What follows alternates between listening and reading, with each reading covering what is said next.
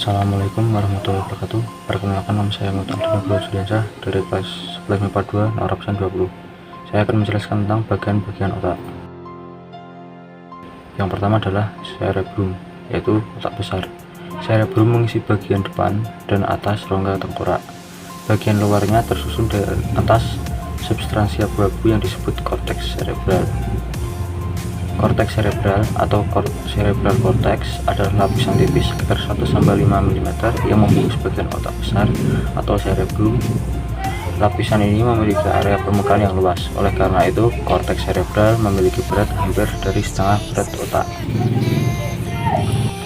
Dalam cerebrum terdapat bagian-bagian, yaitu yang pertama, lobus frontal. Lobus frontal, yaitu warna biru yang terdapat pada gambar, adalah lobus terbesar antara lobus-lobus lainnya, terletak pada bagian depan otak atau tepat belakang dahi.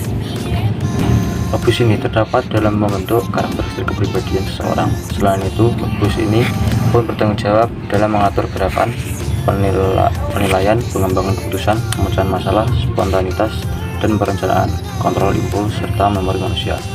Yang kedua, lobus parietal. Lobus parietal yaitu warna kuning yang terdapat pada warna kuning pada gambar, berada pada bagian tengah otak atau belakang lobus frontal. Ini merupakan tempat utama untuk memproses informasi sensorik seperti rasa, suhu, bau, pendengaran, penglihatan, dan sentuhan.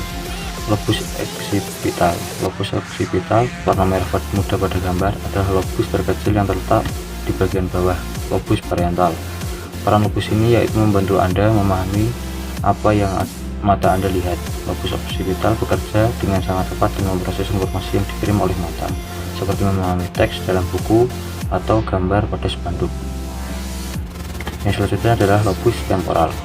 Lobus temporal warna hijau pada gambar terletak pada bagian bawah lobus frontal dan lobus parietal. Lobus korteks cerebral ini terkait dengan kemampuan pendengaran dan bahasa.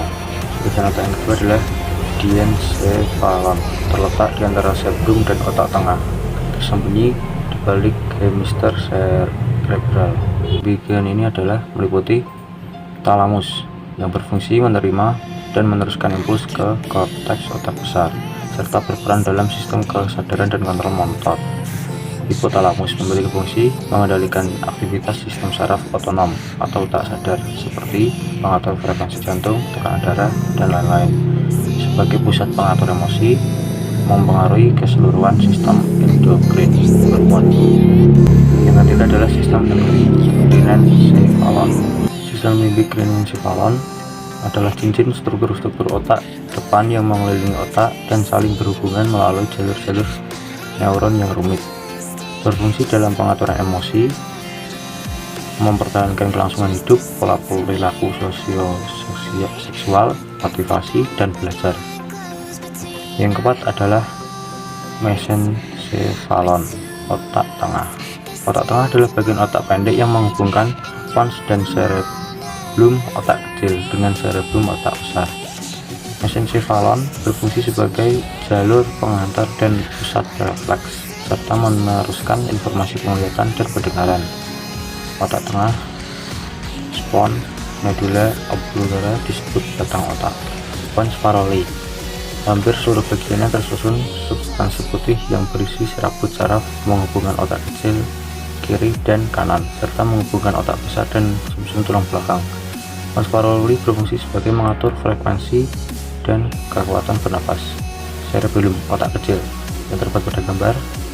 Cerebellum berfungsi untuk mempertahankan keseimbangan, kontrol gerakan mata, meningkatkan tonus, kontraksi otot, serta koordinasi gerakan sadar yang berkaitan dengan keterampilan, misalnya mengetik, main piano, dan lain-lain.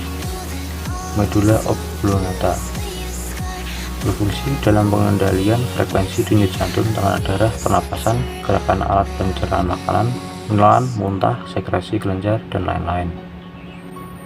Sekian dari saya, terima kasih.